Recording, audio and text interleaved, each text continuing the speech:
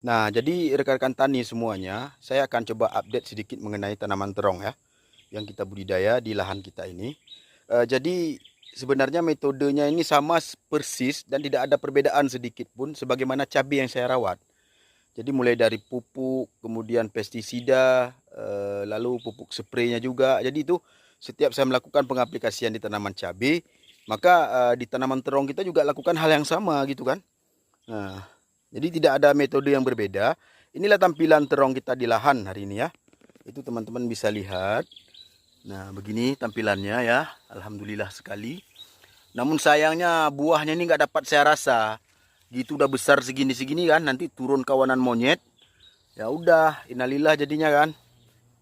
Makanya kadang-kadang nggak terlalu ini saya nggak fokus-fokus gitu.